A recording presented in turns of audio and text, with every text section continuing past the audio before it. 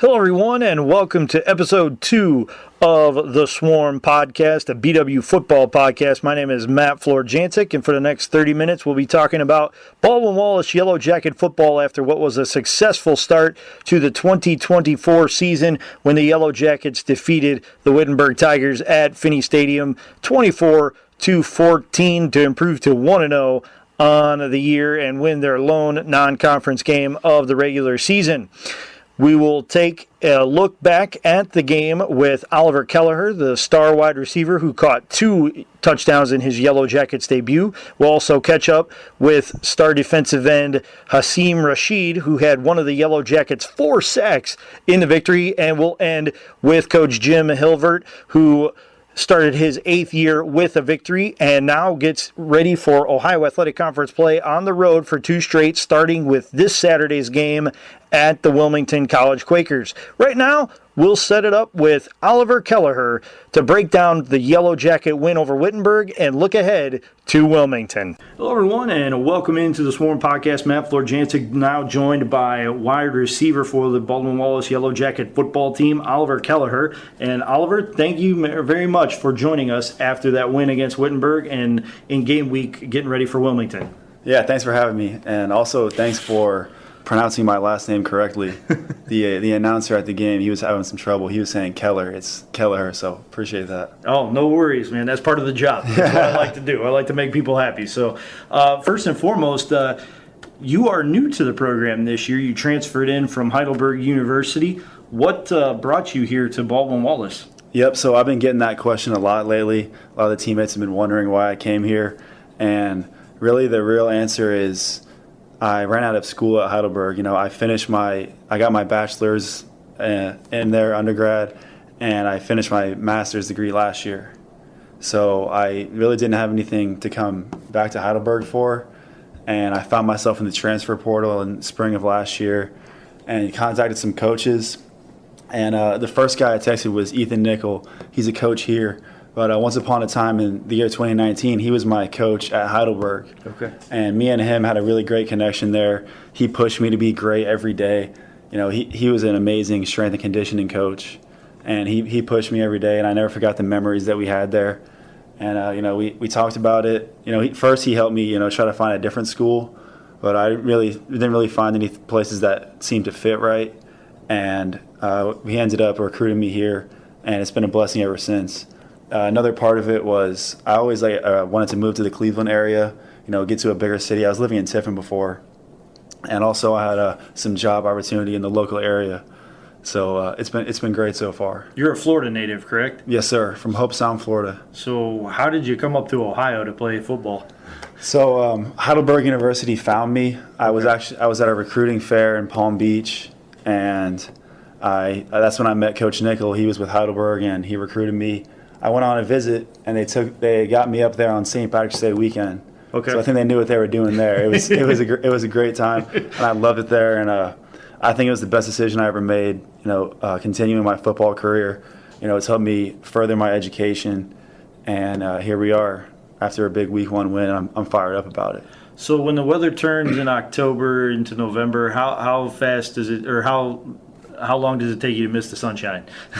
Yeah, I do miss the days where you can go outside and be in the sun, but I like to pride myself on being pretty tough about it. Like whenever we had spring football or it was a cold game late in the season, everybody comes out there in a hoodie and sweatpants, but I'm the guy that comes out, tank top and short shorts. Man, I love just being that crazy guy. Don't care about the cold. And I actually enjoy playing in the cold too, because you don't get as sweaty, okay, and your gloves don't get as wet. So I don't mind the cold. So a little bit of trick of the trade. When you're playing in the cold, your equipment actually holds up a little better. Yeah, absolutely. Nice. Well, looking at your first foray with the Baldwin Wallace Yellow Jackets, I think it's fair to say that it was successful. You go out, and although the first pass thrown your direction was, not what you wanted to have happen, you more than make up for it. You catch 2 touchdowns. You catch a beautiful pass in the corner of the end zone right before half, and then you'll catch that one in the second half where you basically had to run a drag route across the entire field, and then with about a foot of space between you and the sideline, you leapt up and you caught it in triple coverage. I mean, it's fair to say that was a pretty impressive debut. How did it feel to be out there in the brown and gold? Oh, it felt great. It was a little strange to put on the colors at first, but I've been loving it, and I was really happy to be able to help my team secure the win. So talk a little bit more about the touchdown routes you ran. You're a veteran receiver. You have a sophomore quarterback in his first collegiate start in Charlie Bubonics, and you go out there and you make some plays for him. I mean, that has to give you some good feelings that you're able to bring your teammates along and help them kind of relax on game day when everything is flying at them, and you're able to be that safety blanket for them making those catches. Yeah, absolutely. We've been working all summer, all fall camp on that route, and I was happy to make a play for Charlie. And something I really appreciated was after I had that first drop pass, I came back to the sideline, and obviously I'm not happy. I'm ticked off about it. My mom my mom flew up to the game from Florida, so and I dropped the pass. I go back to the sideline. We go 3-and-out, and I'm pissed, honestly. And Charlie comes up to me and says, "Hey man, you're good. We need you this game. Like don't worry about it. Get the next one." And in the moment, I'm like, I don't even want to hear it. But looking back on it, I'm so glad that Charlie and the rest of my teammates picked me up. And it really was about facing that adversity, looking it right in the face and just keep playing, keep going hard. So that was definitely a big up and down roller coaster. Yeah, but there were more ups than downs, so that's obviously a good thing. 100%. It was great. It seemed like it was a blast of an atmosphere to play in terms of they had the alumni back. They welcomed everybody with the tailgate in the end zone underneath the tents. They had Jim Tressel, who was a legendary coach at Ohio State, who's an alum here at Baldwin Wallace, come back and address the team throughout, kind of explaining what the rivalry meant. I mean, the thing I noticed, though, is that while everybody was excited, you didn't get overwhelmed by the atmosphere. Rather than kind of playing tight, it seemed like everybody really embraced the opportunity to play in front of a big crowd in a big game on a big stage at the Division III level against an opponent that you had a lot of history with, but not recently. Yeah, the crowd was amazing. The last time I was on the George Finney field, I was playing against Baldwin Wallace. So having the crowd on your side there, it was definitely fun. It got me fired up. Yeah, the other half lives pretty good, don't they? Yeah, it was awesome. So, taking a look at what you have ahead, you get your first road trip of the year. You get Wilmington on the road, and we'll get to them in a minute. But how much are you just looking forward to getting out on the road with these guys so you can have that kind of bunker mentality where it's us against everybody? Oh, I cannot wait, man. Some people hate away games, but I'm looking forward to it. I can't wait to go out there and grind it out. And Wilmington is actually where I scored my first touchdown in my career. Yeah, that was back in 2022. And I also had 2 touchdowns that day. So that was my first career touchdown and my first multiple touchdown game. It was at Wilmington. And I never thought I would be back there, but here we are. And I'm fired up to get back there and go against those Quakers one more time. Yeah, so you're just making history all over the place. You catch 2 in your debut at Baldwin Wallace. You catch you catch your first 2 ever at Wilmington, and now you're getting to go back for Baldwin Wallace at Wilmington. I mean, this is a nice little historical run for you in terms of just like good vibes. Like Absolutely. That has to make you feel great. Yeah, the vibes are definitely high right now, and we want to keep that going. So taking a look at them specifically, I know it's still early, but obviously you've seen some film of them. What are you seeing from Wilmington in terms of the preparation that you've done so far? So they played against Worcester, College of Worcester. That was who we scrimmaged. So we get a good look seeing what defense they came out to against Worcester, and then what we think they're going to do for us. So I'm just fired up to get after them. And they don't have the same. They don't have a lot of the same personnel in the secondary that I saw last year. But I'm excited to show those new guys, who I am. Yeah, no doubt about it. And I'm sure that they're going to be paying close attention to you, given what you put on film, not only historically against Wilmington, but what you did against Wittenberg as well. So, how are you looking forward to maybe facing some double teams, and how do you go about beating double teams? Well, I think I will. If that happens, Coach Brown is going to be dancing on the sideline. He's going to be dancing and singing, and we're going to run power, right at their face. So I honestly don't think they will do that. And I actually had a funny story. One time, my freshman year of high school, I was in the JV. I was playing JV, and we had this rival school across town, mm-hmm. and I came out and I was like, they're going to double team me this, they're going to double team me that, and they put me in single man coverage and they locked me up. So I'm not going to jinx myself again by talking about double team me this, double team me that. I'm just going to go out there and fight and do everything I can to help us win. But if they do double team me, we're just going to run the football. So, and Coach Brown's going to love it. I know you obviously don't want to look too far ahead, but have you allowed yourself to think what it's going to be like in, I believe it's November when you play Heidelberg? Yeah. So me and my family and my friends, we've talked about that a bunch of times. It's going to be an emotional game. It's my alma mater. Oh my gosh, I don't even know what to say about it. It's going to be crazy, and they have a good pair of corners over there, a good secondary over there too that I know very well, and they know me well. They've seen all my moves. I've seen all their moves, so I've seen everything for them. So I can't wait to go over there and do that. And hopefully not the last game of the year, but the last regular season game. It's going to be a good one. A couple of the Heidelberg guys, they want me to stay back in Tiffin that night and hang out with them, but I don't think so. You may have some celebrating to do with your current teammates. Yeah, I agree. You mentioned it earlier, and forgive me for going back, but you mentioned having finished a master's degree as well at Heidelberg. Or what are you, master's degree-wise, what are you working on here? Working on business analytics certification for that. Okay. And what have those classes in the program been like for you? They've been great so far. Harder than I would have liked them to be, but here we are. Just working away at it, just trying to stay afloat, and football. Honestly, the football, especially this first week and first camp, I'm always distracted. But definitely got to set aside a couple hours per week to get my homework done. Cool. Well, Oliver, thank you very much for the time. I greatly appreciate it. I look forward to seeing what the year holds for you, and hopefully that game in Tiffin will mean a whole heck of a lot for not only you, but the Yellow Jackets as well. 100%. Thanks for having me. All right. That's Oliver Kelleher, star receiver for the Baldwin Wallace Yellow Jackets, joining us here on the Swarm Podcast. Our thanks go out to Oliver Kelleher for taking the time to talk with us earlier this week. And now, from one star on the offensive end to the star of the defensive end for the Yellow Jackets, literally star defensive end, Hasim Rashid. He was nice enough to take some time earlier this week to talk about the successful defensive effort that the Baldwin Wallace Yellow Jackets put up against the Wittenberg Tigers and what they can do to improve heading into this week against Wilmington. Hello, everyone. I'm now joined by star defensive end for the Baldwin Wallace Yellow Jacket defense, Hasim Rashid. And Hasim, thank you very much for joining me. I'm really looking forward to talking with you because I've seen you play for a couple of years now, and you are one of those players that just seems to find a way around the ball every play. Of course.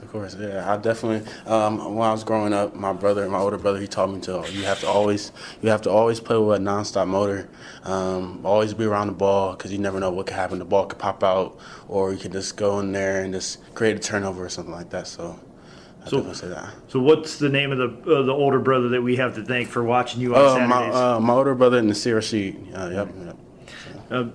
Hasim, taking a look at what you've been able to do throughout your career, you just seem to have that knack for making plays. Yeah. It was against Wilmington, ironically enough, this upcoming week's opponent, that you had a scoop and score. And that was one, first of all, that was my favorite play to call last year because it was just an awesome play all around. But, how are you...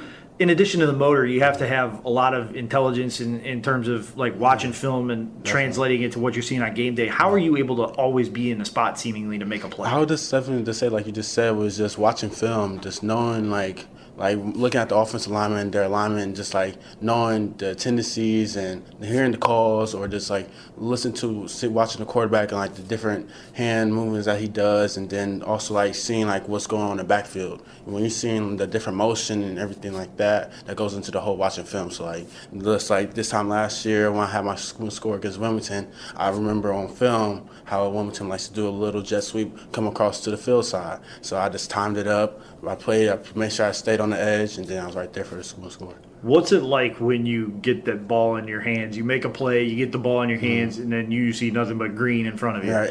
It was something that you always dream about as a kid. Really, like I definitely blacked out. Like it was just like it really was just an unreal moment. It felt good, and just like just having everybody just there to just cheer you on. And I always talk to my mom about this. I'm always rewatching the video. I'm always hearing her in the video scream my name. So like when I was running, I know I hear her because she always calls me by my middle name. So I'm just hearing that, and it's just like it just kept me to keep going. So it really felt good. What is your middle name? Arif. So, okay. Yeah. So you could hear that even though everything else around you is going crazy, and that's the one thing. Yeah, we're always talking about that because I always just hear that and it's just like just clicks to me right away. So yeah.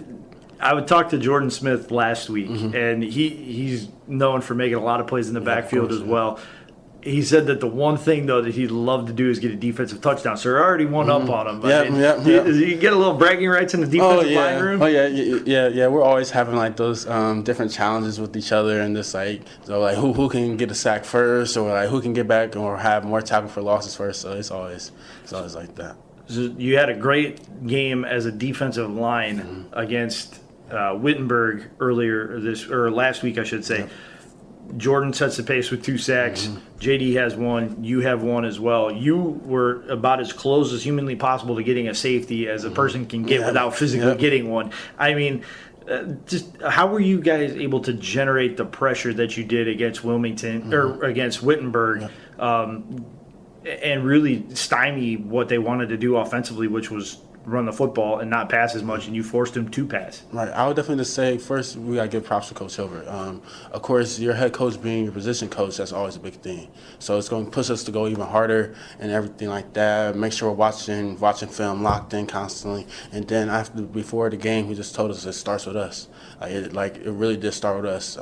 I know the amount of pressure that we're having with the quarterback and getting back there, it freed up the linebackers to make plays. So it was just a lot of things that was just roll in our favor, and it was just an overall great team effort. So in addition to being a pass rusher, I believe you turned into a blocker at one point because of the pick six.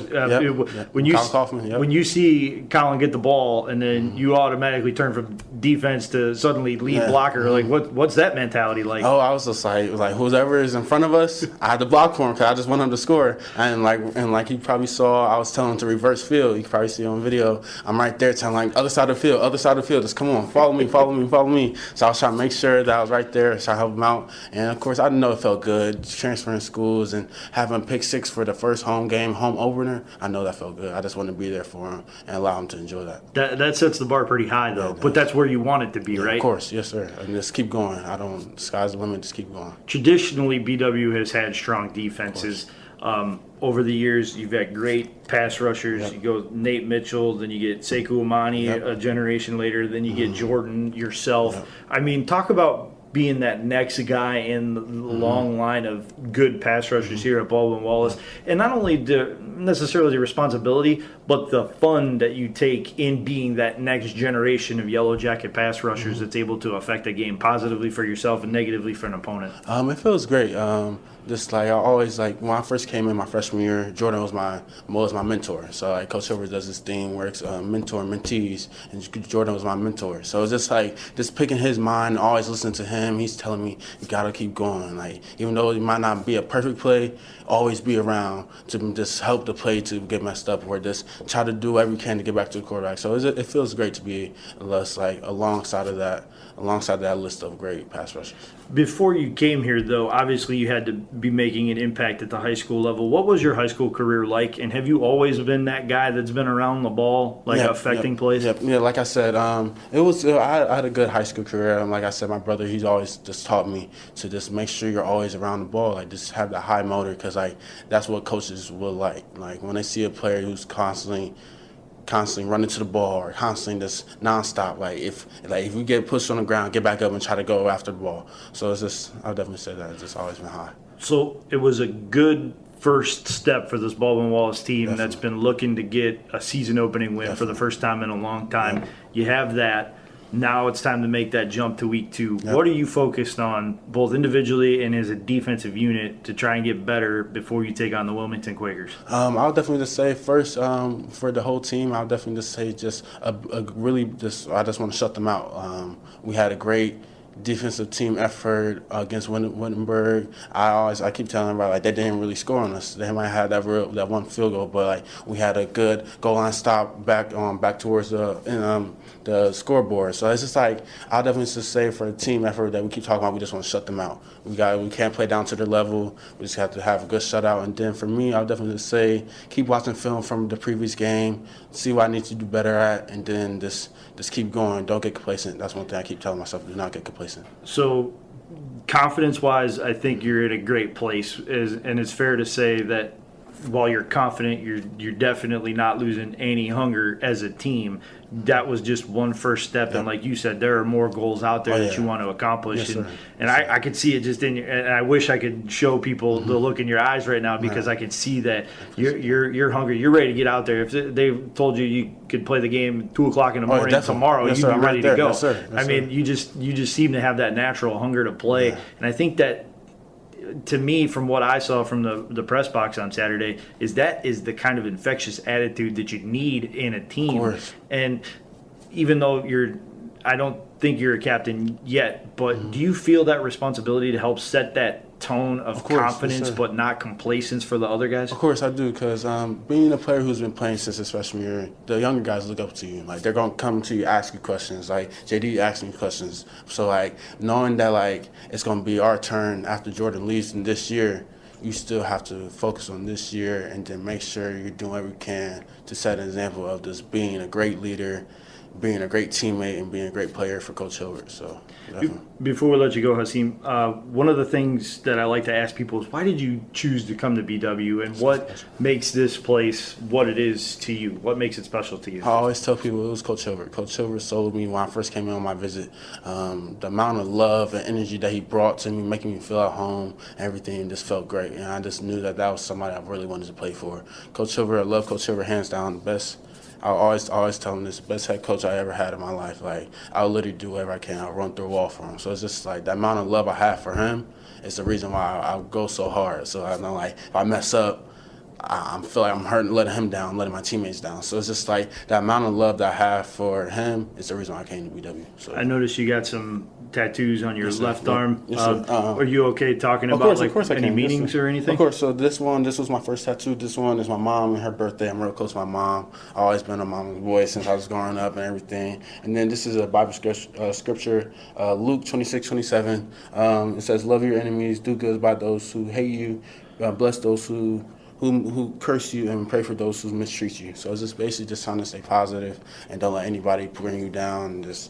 And just keep your head up. And then this is my brother's name right here. It's our favorite video game set that we always used to play with. We love the PlayStation. We grew up playing that together since we were little. And then I'm really big on activists and everything. And this is just for like the Black Lives Matter movement and everything like that. And then this is just back on my arm. This is says established in 2004, the year I was born. So that's why we're number 4 and everything. January 4th, 2004. Everything like that. And my mom was for her birthday, my dad, so it's just like a big family. So the number 4 holds a lot of significant meaning for you. Yes, it does. It was my brother's number in high school, so that's the reason I wear it. Yeah. You don't often see defensive linemen wear a number 4, but I'm glad you shared that story, because that's an awesome thing. It's really a family affair for you. Yes, sir, it definitely is. So it's fair to say that you really do wear your heart on your sleeve when you play, and even when you just walk around campus going to school. Yes, sir. Yep. Cool. Well, Hasim, thank you very much for sharing those stories, and thank you for sharing your knowledge about the football program here and everything you do to help make the Yellow Jackets successful. I appreciate you. I appreciate you taking the time, and I look forward to seeing more of what you can do this year. Yes, sir. Thank you. Hasim Rashid, star defensive end for the Baldwin Wallace Yellow Jacket football team. We'll be right back on the Swarm Podcast. Now that we've heard from the players, it's time to hear from the head coach of the Baldwin Wallace Yellow Jackets. This is 8th-year head coach Jim Hilvert on what the Yellow Jackets were able to accomplish at Wittenberg and what he expects to see out of his team on Saturday against Wilmington. Welcome back to the Swarm Podcast, everybody. Matt Florjancic here with the head football coach of Baldwin Wallace University, Coach Jim Hilvert. And Coach, thank you very much for joining us again this week. Thanks for having me back, Matt. I appreciate it. So year 8 for you at Baldwin Wallace starts off with a big win over the Wittenberg University Tigers. We'll get into the minutia of the game in just a minute, Coach, but after the way the last couple of years have started, how important was it to get a win in week 1? Oh, it was huge. We had a team meeting today. I told the guys, like I said, it's been since 2021 since we had a home opening win to get off to a good start. And obviously, just the things behind it, too. Facing a rivalry team, historical rivalry team, another really good football program. It's been 25 years since we played them. The hoopla before the game and all that stuff. We knew we had to get off to a great start. And my kids did a great job. They played extremely hard in all 3 phases. Didn't flinch when they faced some adversity and just played hard. And I was really happy for them. I'm happy for where we're at right now. And obviously, we've got a big opponent in week 2 right now to get us ready for the OAC. One of the things I noticed in walking around the stadium beforehand and in calling the game was that the atmosphere was great. You had the alumni set up intense in the end zone. They had a front row seat to what you were able to do. But instead of getting intimidated or maybe distracted by it, it really seemed like your guys embraced that opportunity to shine on a big stage, and boy, did they with the 24-14 win. There's no doubt about it. I mean, I said to them during the summer camp, I said, this is going to be an unbelievable game day atmosphere because people are going to come back. They're going to come from all over the country because they love BW and they love the rivalry game. It's just a big deal. And I had, obviously, Coach Tressel come back and talk, Joe Cerniak, Coach Fisher, Scott Wiley, all different guys came back and talked just about what it meant to them. And those guys responded, obviously, listened what they had to say and obviously what the rivalry meant to them because it's been such a long time. And did an unbelievable job. The atmosphere was Saturday was awesome. It was just a great atmosphere. From the function we had Friday night going into Saturday, and I'm glad we could deliver a win for the alums. So let's take a look at that win. Really, all 3 phases contributed. I mean, you had a great day on all 3 phases. We'll start with the defense, the play of the D-line. I mean, you just look at, obviously, Christian Manville, the Wittenberg running back, had himself a good second half, but in the first half, you bottled him up like crazy and really won the point of attack. I mean, when you break down that game film, what was it about the play of the D-line that allowed you to have the success that you did? I would just say they played hard, played with emotion and some passion, made the quarterback uncomfortable when they had to pass. I know Max Milton felt uncomfortable. Jordan and obviously the guys up front did an unbelievable job of getting after the quarterback. We had 4 sacks from the guys up front. But like you said, I thought we did a great job of dominating up front to force them to have to throw the football. Mm-hmm. And for them to have to become one-dimensional helped us win the football game. We talked to Jordan last week, and he mentioned what it's like to sack a quarterback. It was so nice he did it twice. And then he also punched the ball loose. And then guys like J.D. Krause and then Hasim Rashid get in on the mix. I mean, the ability to rush the passer from multiple spots with multiple people, what does that do for a defense? Oh, it makes my life a lot easier as a defense coordinator. It really does. I mean, and you don't have to blitz as much because you know those guys can put pass rush moves, use their athleticism to be able to get after the quarterback. And that's what they did. And plus, they have a high motor. And Hasim and J.D., Jordan, obviously Daniel Tompkins, all those guys, Bryce, Caden Van Court, they all do some great things up front. And it's nice to be able to keep those guys fresh to be able to get after the quarterback.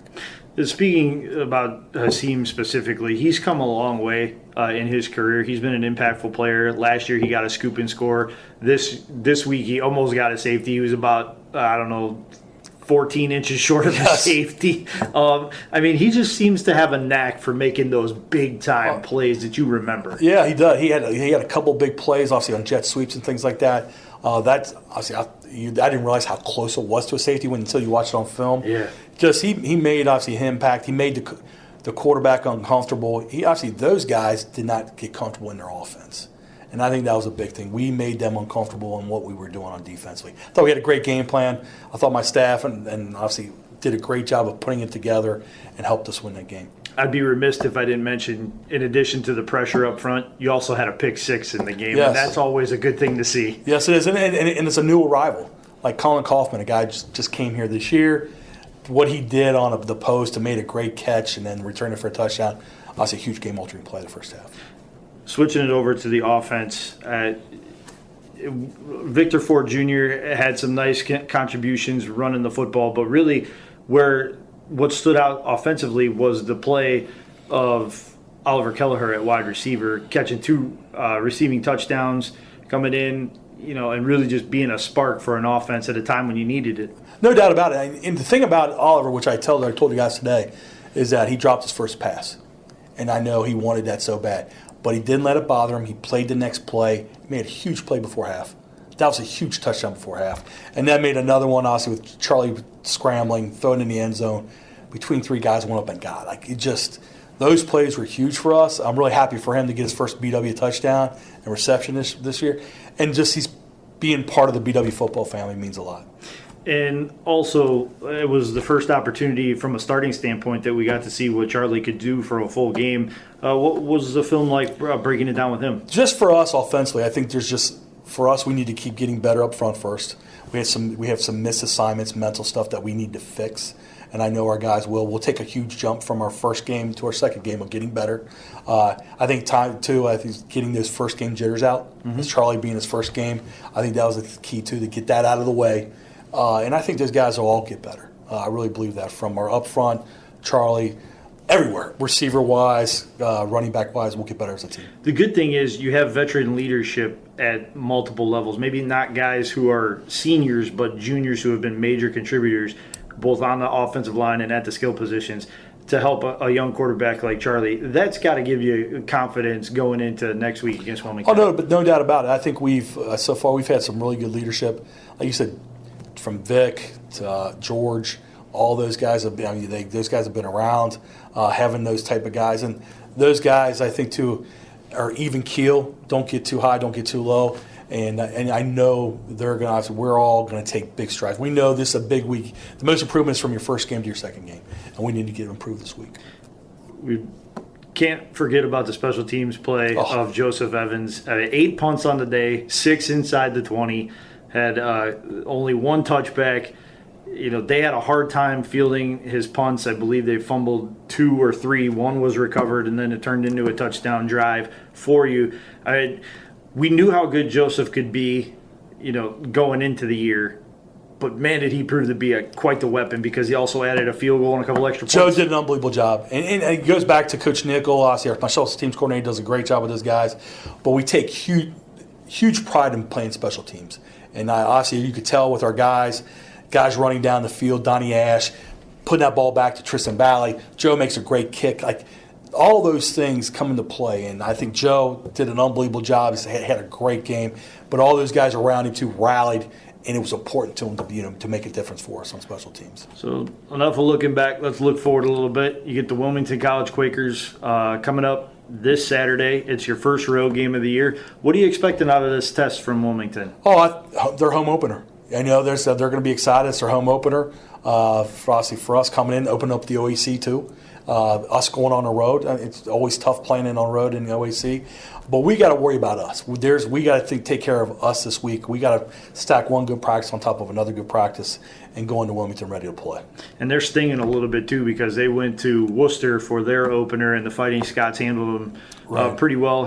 Put a beating on them, put up 56 points. I mean, you're getting, in addition to getting a home opener, I should say, you're also getting a team that's looking pretty hungry for a W. No doubt about it. I know they'll be ready to play. I know Coach Burke will have them ready to go. So I'm excited about our guys taking a step of improving and playing on the road. Yeah, really, what's the focus this week in terms of taking that next step? You talk about making that biggest improvement. Where would you like to see it? All over, all 3 phases. I think there's rooms for us to improve defensively, offensively, and special teams every single day. And we can't go into a week and say, no, it's all part of the process. For us to go where we want to, every single day is important, every single rep's important, and this week's important. Well, Coach, thank you very much for the time. I greatly appreciate it, and I look forward to seeing what you do against Wilmington and talking with you next week. Matt, really appreciate it. Thank you so much. Our thanks go out to Coach Jim Hilvert for taking the time and talking with us about the Yellow Jacket victory over Wittenberg and helping us preview this Saturday's game against the Wilmington College Quakers. Taking a look at the weekend ahead, the women's golf team will be in action at the Heidelberg Fall Invitational, while the men's tennis team plays host to Berea College out of Kentucky. The women's and men's cross cross-country teams will be participating in the Colonial Invitational hosted by Robert Morris University in Clinton, Pennsylvania. And the volleyball team will have a pair of matches down at Mount Union as they first play Pitt Bradford at 10:30 in the morning on Saturday, and then end their competition with a 2:30 p.m. slate against Grove City. The women's tennis team will be at Franciscan University, while the men's tennis team will conclude their doubleheader with a match against Earlham. The men's soccer team will be on the road at Waynesburg in Pennsylvania, and the women's soccer team will play in the nightcap of the doubleheader at Waynesburg at 4 p.m. So busy slate for all Yellow Jacket athletes this coming Saturday. Almost all exclusively on the road, so it'll be a good opportunity and good tests for the Yellow Jackets to prove their mettle and show what they are all about as the 2024 fall season rolls on. Once again, thank you to all of my guests, including star defensive end Hasim Rashid, new wide receiver Oliver Kelleher, and head coach Jim Hilvert of the Baldwin Wallace Yellow Jackets. For everybody at Baldwin Wallace, my name is Matt Florjancic saying thanks for listening to The Swarm. Have a great day, everybody, and as always, go Jackets!